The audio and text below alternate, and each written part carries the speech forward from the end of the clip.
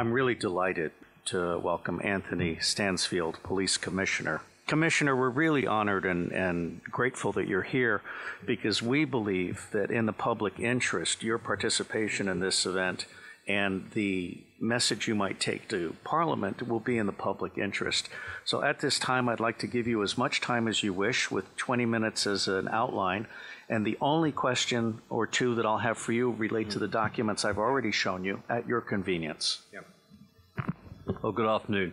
I'm an elected person as the Police and Crime Commissioner. I'm elected over the Thames Valley, which is the biggest area, really, a non-metropolitan area in the country. It's got about 2.5 million people in it. And it represents 21 parliamentary constituencies, including the Prime Ministers and the last Prime Ministers and the number 2 in government. So I have a reasonable political voice.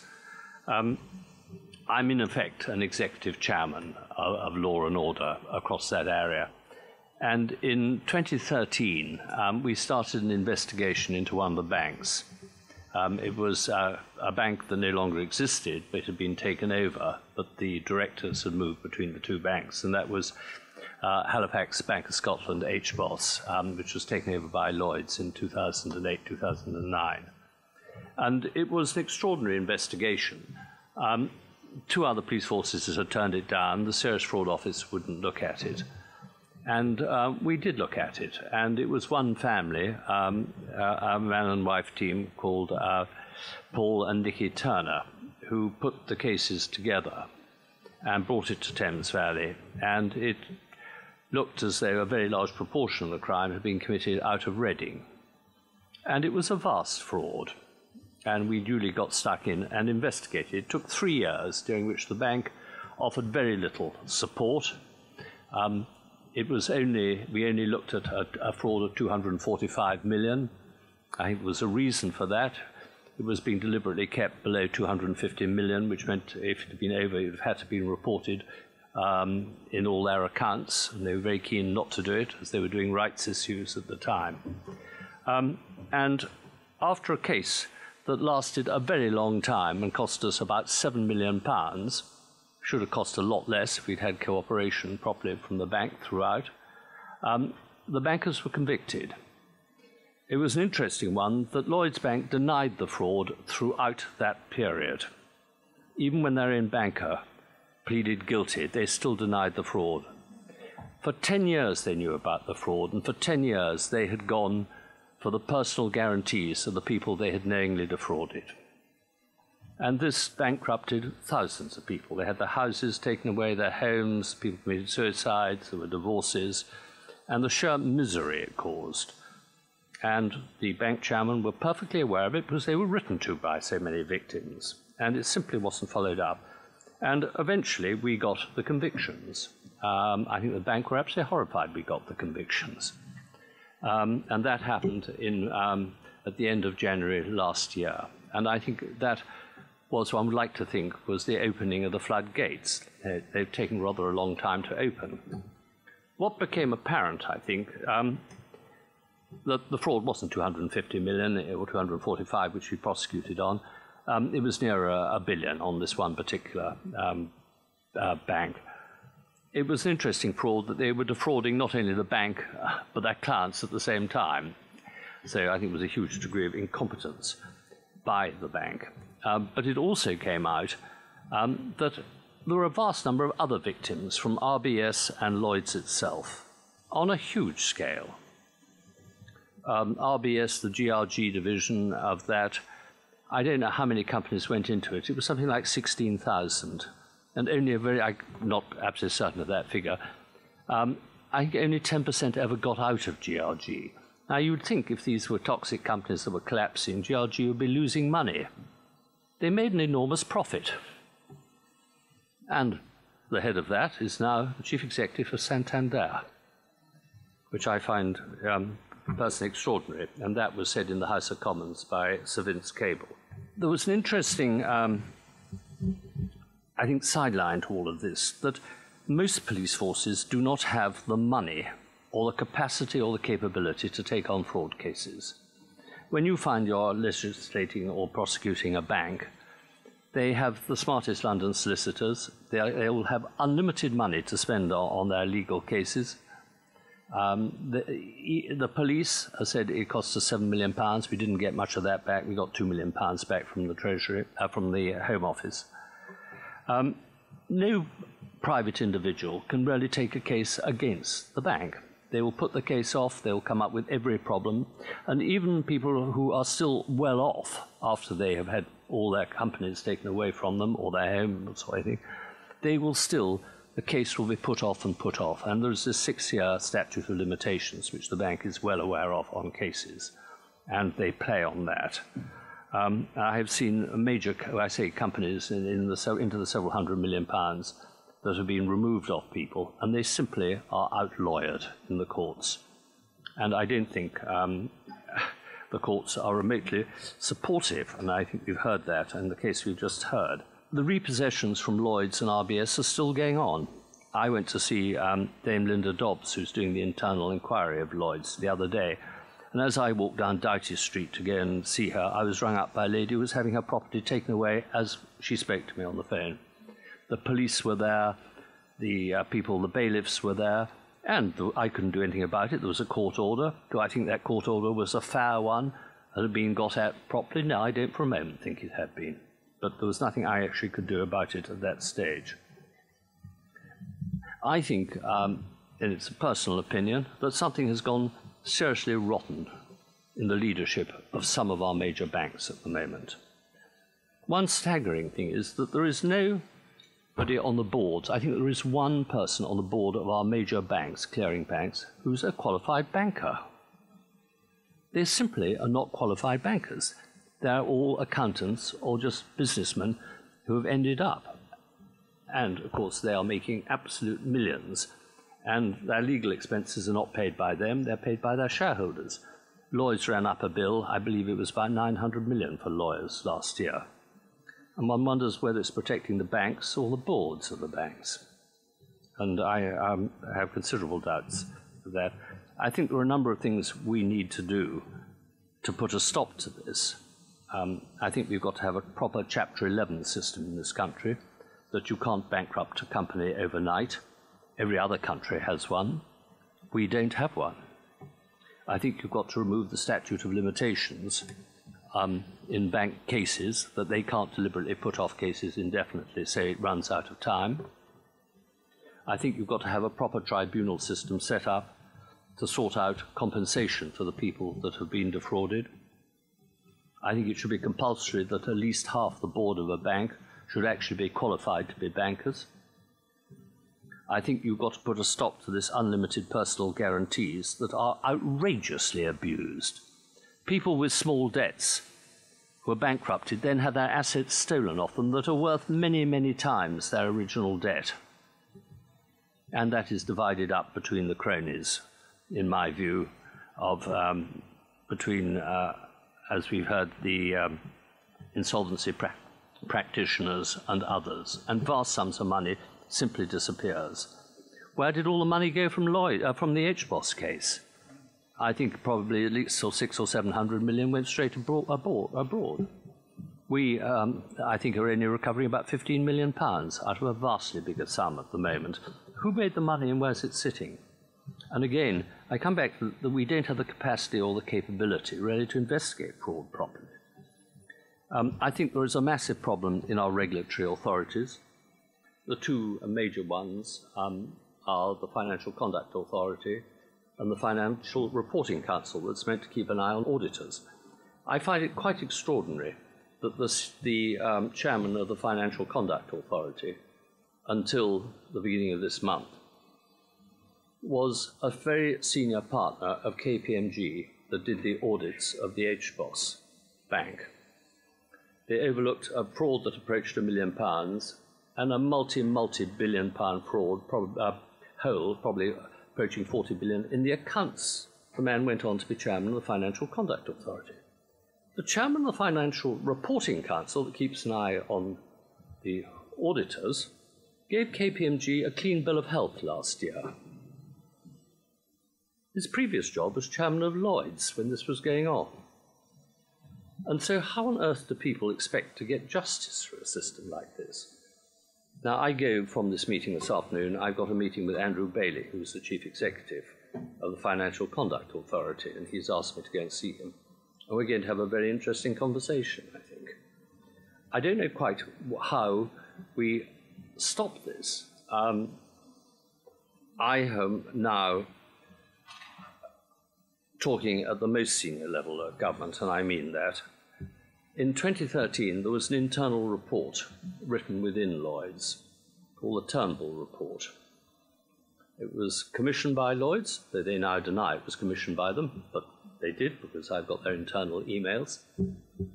And that lays out quite clearly what went on within Lloyds Bank. And Lloyds say it's not only did we not commission it, but it's an unsubstantiated report. Well, it was written 3 years before they'd admit to a fraud that is clearly laid out in this report. So it is pretty well substantiated. Now, the Financial Conduct Authority has sat on that report for several years, for 3 years anyway. I made absolutely certain now that it has gone to the Home Office, it has gone to the Serious Fraud Office, and I hope that something will be now done about it. I'm by no means convinced that that is going to do it. I need to be called in front of the Treasury Select Committee and ask the right questions, and I then, under parliamentary privilege, can reveal most of the information. And it is absolutely devastating. I think the banks have got into a mindset now that they're above the law and they can get away with it. And the insolvency practitioners, their lawyers, the valuers. How are houses that are valued at 1.5 million suddenly valued at 400,000 and flogged off? This is the sort of thing that has gone on time and time again, and there is something absolutely rotten. And I think Parliament, is aware of this. There was meant to be a debate about it in the House of Commons yesterday, but it's had to be put off for a fortnight because there was an emergency debate on Syria. I think that will be an interesting debate. I went to a debate about it a month ago. It's the only time I've heard all 7 parliamentary parties represented in the House of Commons all agree that something had gone extraordinarily wrong within our justice system. There's one thing them agreeing and another getting some action out of it. And my concern under all of this is that I think the Home Office would like to do something about it. I think the Ministry of Justice would. I don't actually think the Treasury wants to do anything about it. And the Treasury controls the regulatory authorities. And it was interesting that last year the chairman of the Treasury Select Committee, Andrew Tyree, wrote to Philip Hammond, it's an open letter, it's not a secret, and said, you cannot go on closing down our inquiries into these things. And he got a letter back from Philip Hammond and said, oh yes, I can.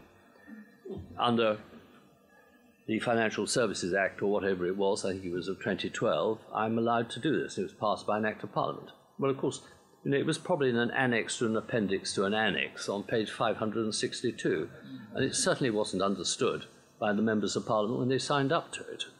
And so we don't have a proper system of regulatory authorities, in my view, at this time. And I think also they're far too small. The estimate, which is now quoted by the National Crime Agency, I may add, and I pressed them into this number, I don't think they'd even thought about it before, is the University of Portsmouth in 2016 put the amount of fraud in this country at 193 billion. Now, if you think we'd pay off our national debt in no time at all if we didn't have it. And I don't think it's very expensive to stop it. I think we need to spend probably 500 million, which is what, half of 1% of the amount. You need to set up at a regional level, proper regional policing level, serious fraud offices which look at the frauds properly. At the moment, my superintendent who deals with this, our sort of fraud officer, senior person, he's also looking at child sexual exploitation and things. We need a dedicated, experienced team to look at these things, and we simply don't have it at the moment at any level of government. The serious fraud office is tiny. Action fraud in the City of London get paid, I think it's something like 15, 16 million a year. Serious fraud office is about 35, 40 million. This is to tackle a problem that runs nearly to 200 billion. We've got to spend money on this, and it's got to be money not from the Home Office, but from the Treasury. And I think it is the Treasury who are putting the brakes on this, and I'm doing everything I can to stop this and get some movements. Anyway, it's got quite a long way to go, this one, but I think we're closer to getting something done about it than we have been for a very long number of years. Thank you.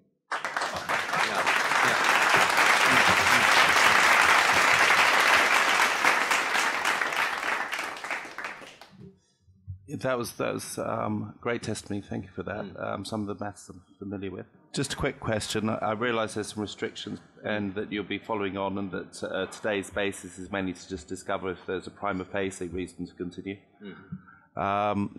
You mentioned there that the chairman of the FCA, the Financial Conduct Authority, was at KPMG.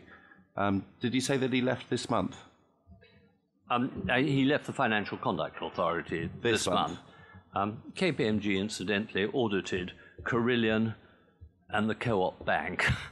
But if there's any other question from a justice first. You mentioned, Commissioner, that you'd be giving more information when you were giving it to a parliamentary committee. Yeah. Is that if you give the same information outside the protection of Parliament, that there's a risk of you being sued to keep you quiet? In my view, yes, because I can only really release what was released in the trial against HBOS. If it wasn't released. And the interesting thing about the trial of HBOS, there was no point in prosecuting 800 million or a billion, because you can't get more than 15 years for fraud. And you're going to get that whether it's 245 million. And we got the maximum sentences on 2 people for that. So it was limited. Thank you. If I could draw the Justice's attention to page 7 of the submitted testimony, and Commissioner, I can hand these to you, which we had previously discussed. What we have here are 3 documents. These 3 documents are documents that were accepted by a series of registrars, barristers, and judges as completely genuine. And they have been marked up by a certified public accountant who has identified numerous falsities in that person's judgment that would have warranted, in a properly run system, the immediate rejection of these governments. Now, I have shown them to the Commissioner prior to our proceedings beginning, because it is certainly not my intent to cause any discomfort. So I would be grateful, Commissioner, if you care to comment in general terms on your preliminary thoughts as to whether these documents should have been questioned by the process in place. Yes, I'm not a lawyer, but looking at them, I would have thought clearly they should have been. And I have to say that this seems to have been replicated in probably thousands of other cases where things have been taken before courts, and they've been, I don't know whether the judges and registrars just think the banks are always being honest and the IPOs are being honest, but they seem to always side with one side on this one, and I think it is a national scandal, this, actually. Thank you very much. I have just 2 more questions. It seems like it's impossible to prosecute forgery in the United Kingdom. Should there be a process? Is this the regulatory process that you've been speaking of as a solution? Yes, I think it is possible to prosecute it, but I think it comes back to the capacity of the police. If the police don't prosecute it, nobody else is going to. And the police have been cut. My own budget for policing in Thames Valley has been cut by 100 million a year, which is a substantial sum. And so with all the other things we are covering, fraud has not been a high priority for policing. I think the damage it does, the victims of it, is absolutely horrific. And it destroys, families, and homes are taken away. I mean, the Turners, Paul and Nicky Turner, had 22 attempts to take their house away over 10 years. They couldn't afford to heat their water. And it wasn't until we got the prosecution, the guilty verdict last year, and the bank admitted it, that they started to talk to them, and they have been compensated now. But if we hadn't done that court case, Lloyds would still be fighting them, would have taken away their house by now, knowing it was a fraud. First off, let me say your authenticity and your integrity really come across very strongly, and I'm deeply grateful for what you're doing. Now, all of these people they're instruments that pay out on fraud and dishonesty by these insolvency practitioners. But it seems impossible to actually get them to pay out. Do you have any comment on what measures someone like Michelle Young might take to challenge the integrity of this process? I think it's extremely difficult when you're up against a bank defending itself and paying very often, for the money for other people who are, have worked in collusion with them, in my view, to defend these cases. I think the problem is that neither the FCA nor the SFO are really able, at the moment, to take these cases on. They don't, again, have the capacity or the capability. We have to put a lot more money into it. And I think if you put £500 million a year into tackling fraud rather than less than 100 million, if you couldn't save 50 billion in the first year, I would be very surprised. You only need to put one or two senior bankers in jail for a start and set up something like the we had in the Far East and places, independent committees against corruption, which we don't have. I once had to, in another life, when I was much younger, I was chief of staff of our sort of overall intelligence system in the Far East, and I came in well after it had happened, but it became clear that the Hong Kong police were corrupt, and you couldn't do away with an entire police force because we'd have had complete mayhem. And what we had to do was take out some of the big names and draw a line and have an amnesty and put in a proper independent committee to stop corruption, and it was stopped very successfully. And I think we're going to have to do something on that scale with our banking system at the moment, but I don't think it can go on in its present state. Thank you. Justices. Actually, I think we should ask for a brief recess, and I'll explain the reason later.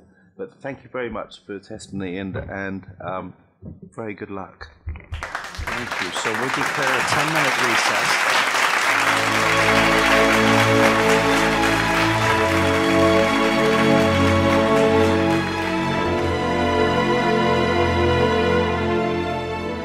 We are the power behind the ITNJ.